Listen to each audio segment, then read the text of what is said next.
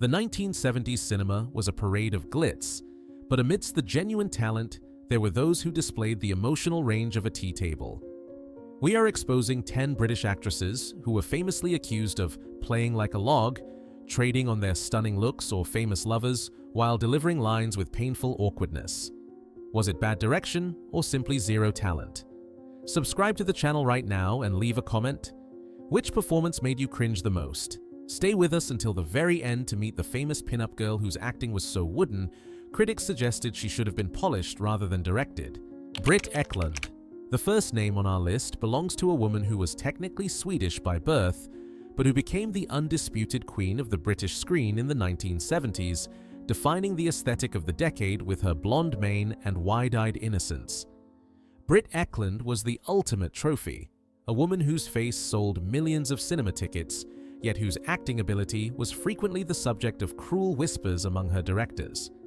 She was the perfect example of the decorative actress, a performer hired exclusively to be looked at, while the heavy lifting was left to the men around her. Her presence in the British film industry was massive, but her voice was often considered so unconvincing that it was simply erased from history. The most infamous example of her wooden delivery occurred during the production of the 1973 cult classic, The Wicker Man. Britt was cast to play the seductive landlord's daughter, a role that required a mix of innocence and ancient menace. She spent weeks filming on location in Scotland, delivering her lines with what she believed was dramatic intensity. However, when the producers reviewed the footage, they were horrified. They felt her delivery was so flat and her accent so distracting that it would ruin the film's eerie atmosphere. Without even telling her, they hired a Scottish jazz singer named Annie Ross to re-record every single word Britt had spoken. The performance the world saw and praised was visually Britt, but audibly a completely different woman. Britt only discovered this betrayal at the premiere, a humiliating moment that confirmed the industry viewed her as a mannequin rather than an artist. Her struggle with the craft continued in the 1974 blockbuster The Man with the Golden Gun. Cast as Mary Goodnight, a British Secret Service agent who was supposed to be James Bond's equal, Britt delivered a performance that is widely regarded as one of the weakest in the franchise's history.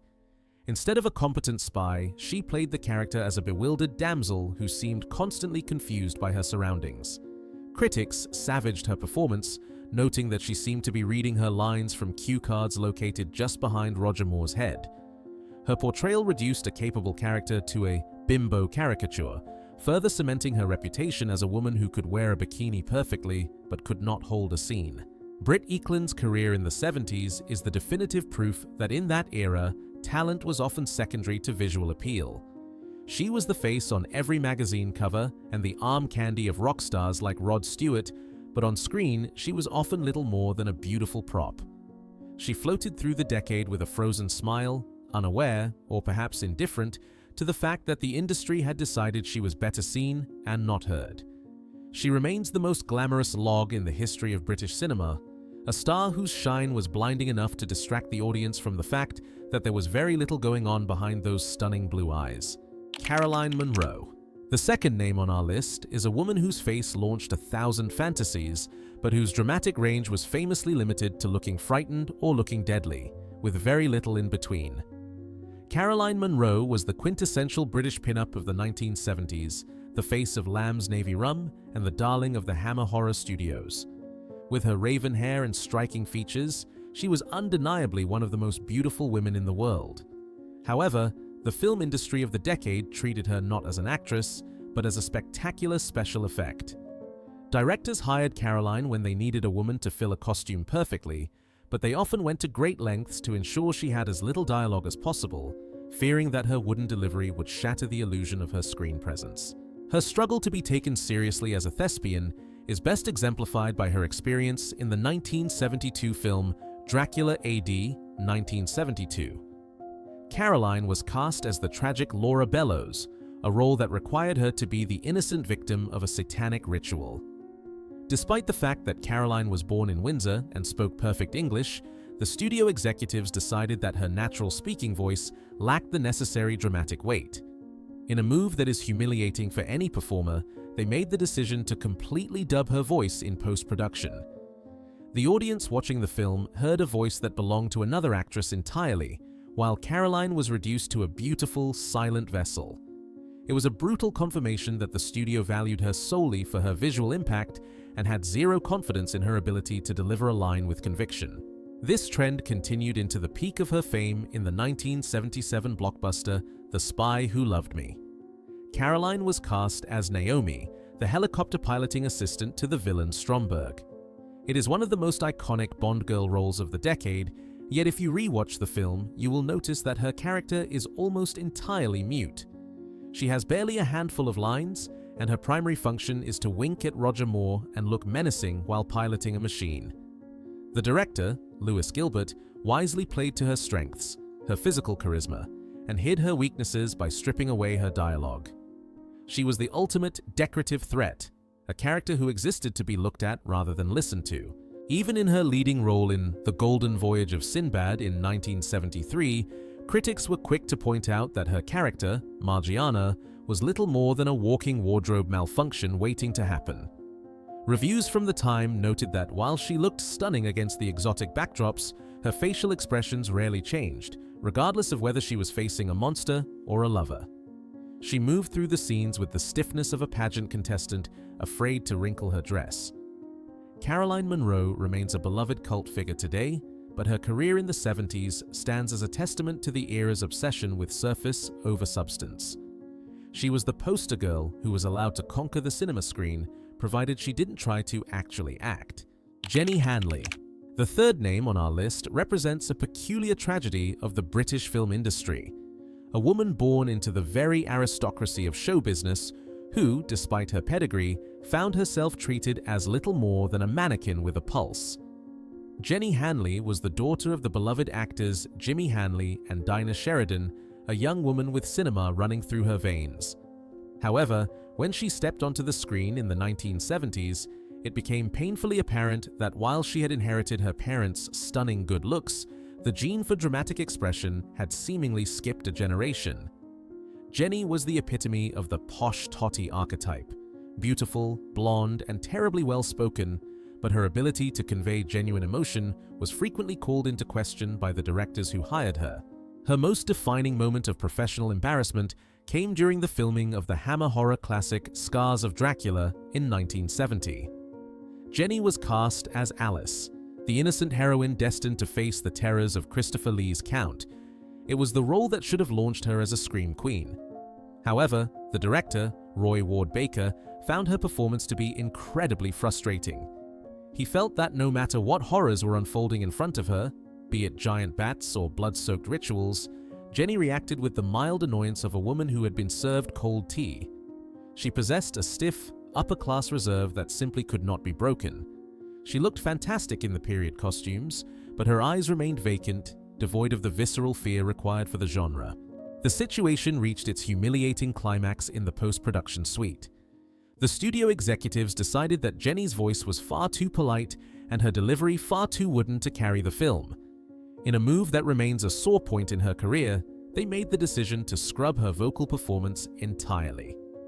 When the film was released to cinemas, the screams and the dialogue coming from Jenny's mouth did not belong to her. They were the work of a voice artist hired to inject some life into her static performance. Jenny was essentially a silent movie star in the sound era. A beautiful object moved around the set to hit her marks, while the emotional heavy lifting was outsourced to someone else.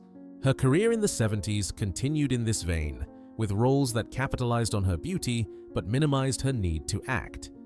She appeared in the sketch comedy film The Flesh and Blood Show in 1972, where her stiffness was somewhat masked by the chaotic nature of the production, but critics were not kind. They frequently pointed out that while she was undeniably photogenic, she moved through scenes with the rigidity of a board game piece. It was only when she transitioned into television presenting on the show Magpie later in the decade that she found her true calling. There, her lack of dramatic range was not a hindrance, and her friendly, slightly posh persona was welcomed. But as a cinema actress of the 70s, Jenny Hanley serves as a reminder that a famous surname and a beautiful face can get you through the door, but they cannot stop the audience from noticing that the lights are on, but nobody is home. Fiona Richmond. The fourth name on our list is perhaps the most controversial entry. for she was a woman who dominated the British box office in the late 1970s while possessing absolutely zero discernible acting talent. Fiona Richmond was not trained at RADA. She was trained in the pages of Men Only magazine and on the scandal-filled party circuit of London. She was the face and body of the British sex comedy boom, a woman whose name above the title guaranteed long queues around the block. However, once those ticket holders were inside the cinema, they were treated to a masterclass in wooden performance. Fiona did not act. She simply existed in front of a camera, reciting her lines with the emotional resonance of a speaking clock. She was the ultimate example of the celebrity actress, a woman hired entirely for her notoriety and her willingness to disrobe, with the script serving merely as a flimsy excuse to get her from one state of undress to another. Her foray into cinema began in earnest with the 1976 thriller Exposé, later rebranded as House on Straw Hill. In this film, Fiona was cast alongside the veteran actor Udo Kier. The contrast was painful to watch. While Kier chewed the scenery with his usual intensity, Fiona moved through the film with a vacant, frozen expression, delivering her dialogue in a flat, posh monotone that sucked the tension out of every scene. Critics at the time were merciless, noting that she seemed to be reading her lines from a teleprompter located in a different postcode. She treated dramatic revelations and romantic confessions with the same detached indifference, moving her body like a mannequin that had been stiffly posed by the director before the cameras rolled. The absolute nadir of her acting career came with the 1977 film Hardcore. In a stroke of metacasting, Fiona played a character named Fiona Richmond, a sex reporter investigating the industry. One would assume that playing herself would be the easiest task for a novice actress. Yet, Fiona managed to prove the critics wrong by failing to play even herself convincingly. Reviews pointed out that she seemed uncomfortable in her own skin, delivering her voiceovers with a stilted, robotic cadence that sounded like a schoolgirl reading a biology textbook aloud in class. There was a complete disconnect between her scandalous public persona and the awkward, rigid woman who appeared on screen. She walked through scenes with her arms often pinned to her sides, turning her whole body instead of just her head, remarkably resembling the log of our video's title. Despite the fact that her acting was universally derided as atrocious, the industry kept hiring her. In the 1970s, the British film industry was in a state of collapse, and sex sold. Fiona Richmond was a profitable commodity, a special effect that walked and talked, however poorly. Her role in the 1978 comedy Let's Get Laid cemented her legacy as the queen of bad acting. Surrounded by capable comic actors trying to salvage the script, Fiona stood in the center of the frame, smiling vacantly and waiting for her cue, a black hole of charisma that absorbed the energy of everyone around her. She remains a fascinating cultural artifact of the decade, a woman who became a movie star specifically because she couldn't act, proving that in the 1970s, if you had the right look, talent was entirely optional. Valerie Leon. The fifth name on our list belongs to a woman who was quite literally larger than life, a statuesque Amazon who towered over her leading men and dominated the screen with her sheer physical presence. Valerie Leon was the ultimate glamour girl of 1970s British cinema, a ubiquitous face who popped up in everything from the Carry On comedies to the James Bond franchise. However, while Valerie was undeniably striking, with a gaze that could stop traffic, her acting ability was widely considered to be as static as a marble monument. She was the industry's favorite living prop, a woman hired to look imposing and beautiful, but who was rarely trusted with a sentence longer than 5 words. Her biggest test, and arguably her biggest failure as a dramatic actress, came in 1971 with the Hammer horror film Blood from the Mummy's Tomb. Valerie was cast in the dual lead role of Terra, an ancient Egyptian queen, and Margaret, her modern-day reincarnation. It was a golden opportunity to prove she could carry a film. However, the production was cursed from the start, and Valerie's performance did little to save it. Critics noted that while she looked magnificent in the elaborate Egyptian costumes, her delivery was painfully monotonous. She moved through the film with a heavy, sleepwalking quality, reciting her lines with a flat, unemotional tone that robbed the climax of any tension. She was supposed to be a terrifying supernatural force, but she came across as a bored fashion model waiting for the photographer to change the lighting. The industry quickly realized that Valerie's strength lay in her silence. In the 1977 Bond film The Spy Who Loved Me, she was cast as a hotel receptionist. It was a role that played perfectly to her log-like reputation. She simply had to stand behind a desk, look beautiful, and provide a visual distraction for Roger Moore. She did not need to convey complex emotions. She just needed to exist in the frame. This became the pattern of her career throughout the decade. In the 1978 comedy Revenge of the Pink Panther, she played a similar role. A visual gag rather than a character, a woman whose physical attributes were the punchline, requiring zero dramatic input. Valerie Leon represents a specific archetype of the 1970s. The woman who was too famous to ignore, but too wooden to use effectively. Directors were desperate to have her in their films because she brought instant glamour and sex appeal to the poster, yet they had to work around the fact that she could not generate chemistry with her co-stars. She was often framed in static shots, posed like a statue, to minimize the awkwardness of her movement. She remains a beloved cult figure for her undeniable impact on the visual landscape of the era.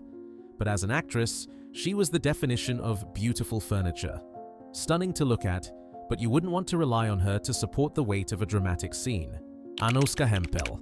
The sixth name on our list belongs to a woman who is celebrated today as a visionary hotelier and interior designer, but in the 1970s, she was an actress whose dramatic range was frequently compared to the luxury furniture she would later become famous for designing. Anouska Hempel was the epitome of exotic, high society glamour. With her sharp cheekbones and mysterious allure, she looked like a woman who should be sipping champagne on a yacht, not reciting dialogue in a studio. The film industry, dazzled by her aesthetic perfection, tried desperately to turn her into a leading lady, failing to realize that her on-screen presence was as cold and static as a beautiful ice sculpture. She was the socialite star, a woman who seemed to be visiting the film set rather than working on it, treating her roles with a detached amusement that killed any sense of dramatic reality. Her limitations were painfully exposed in the 1970 horror film Scars of Dracula. Cast as Tanya, one of the vampire's victims, Anouska was required to convey terror, seduction, and tragedy. Instead, she moved through the gothic sets with the haughty indifference of a woman complaining about the service in a restaurant. When she was attacked by a bat in a key scene, her reaction was so stiff and unconvincing that it bordered on comedy. Critics noted that she seemed more concerned with keeping her hair perfect than with the fact that she was being mauled by a rubber prop. She died on screen as she lived, looking immaculate, expensive, and completely devoid of human emotion. However, the absolute crown jewel of her wooden career is the 1973 exploitation film Black Snake, also known as Sweet Susie. In this bizarre production, Anouska was cast in the lead role of Lady Susan, a sadistic plantation owner in the 1800s. It was a role that demanded fire, cruelty, and unhinged madness. Anouska, however, decided to play the character with the tone of a bored receptionist. Throughout the film, she orders executions and whippings while sounding like she is reading a shopping list. In scenes where she is meant to be shouting in rage, her voice barely rises above a polite conversational volume. It is a performance so disconnected from the action on screen that it becomes fascinating to watch. She is a black hole of energy, absorbing the chaos around her and reflecting absolutely nothing back. The industry eventually caught on to the fact that Anouska's talents lay in the visual, not the verbal. Her appearances in the 1970s became sporadic, often limited to roles where she simply had to look mysterious in the background, such as her brief stint as one of the Angels of Death in the Bond film on Her Majesty's Secret Service. She was a woman who knew how to pose, but not how to perform. Anouska herself seemed to realize that the life of a log actress was not for her.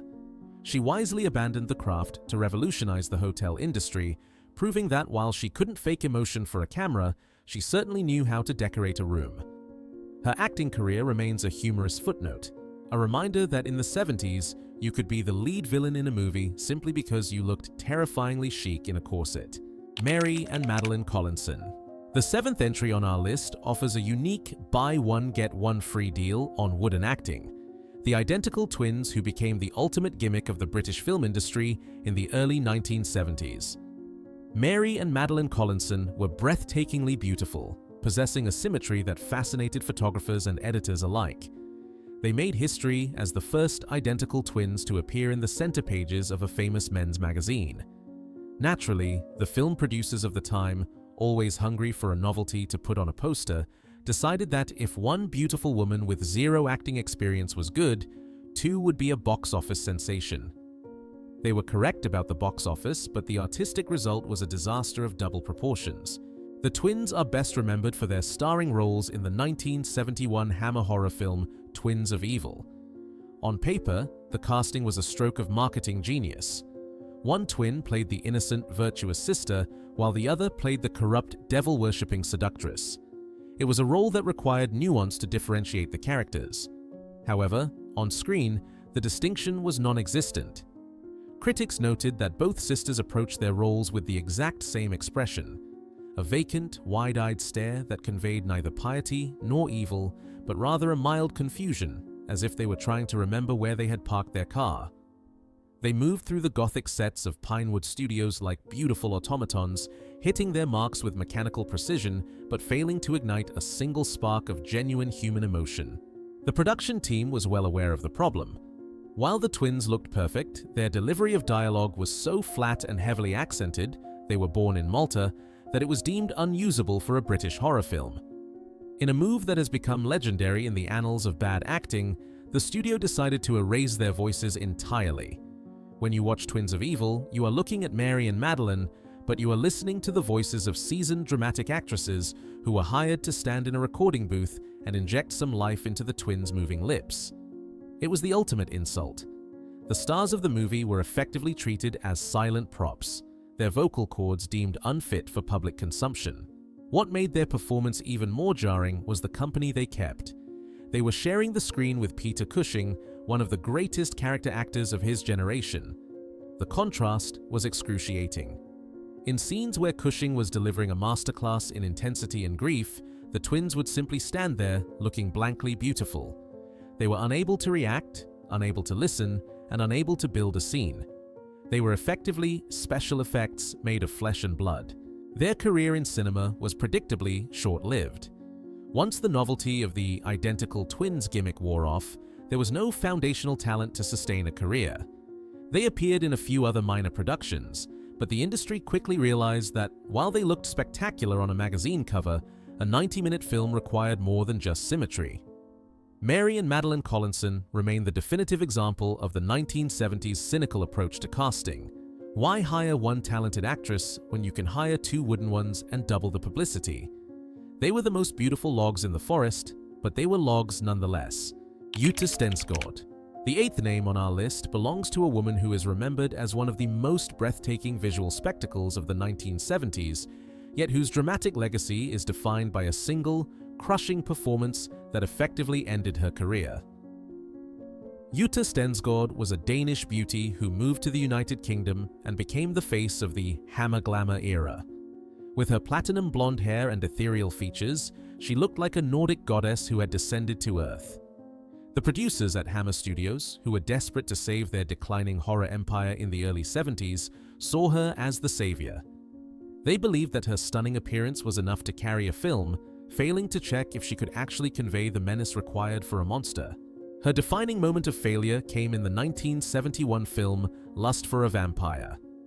Jutta was cast in the lead role of Mirkala, a reincarnated vampire countess who infiltrates a girls' finishing school. It was a role that demanded a mix of seductive charm and terrifying, ancient evil. Unfortunately, Jutta played the character with the emotional intensity of a sleepwalker. Critics at the time were baffled. In scenes where she was supposed to be a predator stalking her prey, she looked more like a confused exchange student trying to find the library. Her facial expression rarely shifted from a polite, blank smile, regardless of whether she was kissing a lover or draining their blood. The director of the film, Jimmy Sangster, was notoriously frustrated with the casting choice. He later admitted that while Jutta was a lovely person and undeniably photogenic, she simply did not possess the toolset of an actress. The production became a masterclass in working around a star's limitations. The camera operators were instructed to focus on her physical attributes, her hair, her eyes, and her figure, while the editor was tasked with cutting away from her face as quickly as possible during dialogue scenes to hide the lack of reaction. The film is often cited as the low point of the Hammer studio, and much of the blame was placed on the vacuum of charisma at its center. Furthermore, like many others on this list, Yuta's voice was deemed unsuitable for the final cut. Her heavy accent and flat delivery meant that in the post-production booth, her vocal performance was largely reconstructed. The audience was watching Yuta, but they were hearing a performance stitched together by sound engineers desperately trying to inject some drama into her scenes. It was a humiliating experience for an aspiring actress to be treated as a silent puppet in a sound film. To her credit, Yuta Stensgaard seemed to possess a self-awareness that many others lacked. After seeing the reception of her work and realizing that the industry viewed her solely as a body rather than a talent, she made the pragmatic decision to walk away. She retired from the screen shortly after her brief moment in the spotlight, famously stating that she never really considered herself an actress. She left behind a legacy that is purely visual. She is the face on the poster that promised terror, but the actress on the screen who delivered nothing but silence. She remains the definitive Hammerlog, a woman who proved that in the 1970s, you could be the star of a horror movie without ever looking frightened or frightening. Julie Ege. The ninth name on our list brings us back to the phenomenon of the Nordic beauty who conquered the British Isles in the 1970s, a woman whose posters adorned the bedroom walls of a generation, but whose acting performances left critics scratching their heads in confusion. Julie Ege was a former Miss Norway who moved to London and was immediately swept up by the British film industry's insatiable appetite for blonde bombshells. She was the definition of the 1970s it girl, stunning, uninhibited, and constantly in the headlines. However, there was a small problem that directors quickly discovered. Julie had not the slightest idea how to act. She possessed a screen presence that was undeniably magnetic, but it was the magnetism of a beautiful painting, entirely static and best viewed in silence. Her limitations were so apparent that in 1971, Hammer Studios cast her in Creatures the World Forgot, a prehistoric adventure film that famously featured almost no intelligible dialogue. For Julie, this was the perfect role. Cast as the tribal girl Nala, she spent the entire duration of the movie wearing a fur bikini, running away from dangers, and screaming. There were no complex monologues to deliver, no subtle emotions to convey, just the raw physicality of looking frightened while running across a landscape. Critics at the time noted with a touch of irony that this was her finest performance, precisely because she wasn't asked to speak. It was a role that capitalized entirely on her visual appeal while carefully hiding the fact that she could not deliver a line of dialogue to save her life. However, when the industry tried to put her in roles that required actual conversation, the illusion shattered. In the 1974 film The Legend of the Seven Golden Vampires, a bizarre co-production between Hammer and the Shaw Brothers of Hong Kong, Julie was cast as the female lead. She was required to act alongside the great Peter Cushing. The disparity in talent was so vast it was almost comical. While Cushing delivered his lines with Shakespearean gravitas, Julie recited hers with the flat, emotionless tone of a satellite navigation system. In scenes where she was meant to be terrified by the undead, she looked mildly inconvenienced, as if she had just realized she had left the oven on at home. Her interactions with her co-stars were awkward and disjointed, creating a vacuum of energy in the center of the film. Comedy was another genre where her wooden delivery was used as a running gag rather than a flaw. In films like the 1973 comedy Not Now, Darling, she played the stereotypical au pair, a role that required her to be confused, beautiful, and scantily clad. The directors played to her strengths, which were entirely physical, and treated her character as a prop to be moved between the farce's many doors. She was the straight man, not by choice, but by necessity, as she seemed unable to grasp the rhythm of a joke. To her immense credit, Julie Ege was refreshingly honest about her lack of talent. In later interviews, she famously admitted, "I was just a body." She recognized that the British film industry of the 1970s was a machine that chewed up beauty and spat it out, and she had no illusions about her place in it. She eventually turned her back on the glamour and the cameras to become a nurse, a profession that required real human connection rather than the fake emotions she struggled to portray. Julie Ege remains a symbol of the decade's superficiality, a woman who was pushed in front of a camera simply because she was beautiful, and who was criticized for failing to do a job she never really claimed to know how to do. She was the most honest log of them all. Barbara Bach, the final name on our list, belongs to a woman who, although born across the Atlantic, became the definitive face of the British blockbuster in the late 1970s. Barbara Bach was the stunning cover girl who captured the heart of a Beatle, but her contribution to the art of acting was famously minimal. In 1977, she landed the role of a lifetime as Major Anya Amasova in the James Bond spectacular The Spy Who Loved Me. The script described her character as the female Bond, a Russian agent who was every bit as lethal and capable as 007 himself. It was a role that required steel, charisma, and a sharp wit. Unfortunately, what Barbara delivered was widely criticized as one of the most robotic performances in the history of the franchise. Throughout the film, Barbara moved with the stiffness of an action figure that had just been taken out of its box. Her attempt at a Russian accent was so subtle that it was practically non-existent, and her facial expressions seemed permanently set to mildly annoyed. In scenes where she was meant to be mourning the death of her lover or vowing revenge against Bond, her eyes remained completely vacant.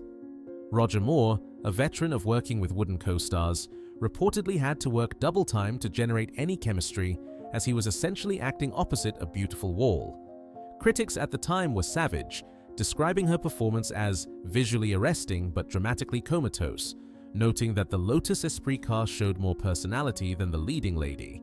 Her struggle with the craft became even more apparent in the 1978 war film Force 10 from Navarone. Surrounded by acting heavyweights like Harrison Ford and Robert Shaw, Barbara's lack of training was painfully obvious. She played a partisan fighter, a role that demanded grit and raw emotion, but she glided through the mud and explosions looking like she was on a fashion shoot for Vogue. Her delivery of dialogue was often monotone, lacking the urgency or the fear that the scenes required. It was the performance of a woman who had been hired for her face, with the hope that the audience wouldn't notice she didn't know what to do with her hands. Barbara Bach is the perfect conclusion to our list because she represents the ultimate triumph of image over talent in the 1970s. She was arguably the most beautiful woman in the world at that moment, and for the producers of the era, that was enough. They didn't need her to act, they just needed her to be there. Barbara herself seemed to agree with the critics. She largely retired from acting shortly after the decade ended, famously stating that she didn't enjoy the process. She remains a beloved icon of the era, a stunning symbol of a time when the British film industry was willing to forgive a total lack of dramatic ability, provided you looked absolutely perfect while holding a gun.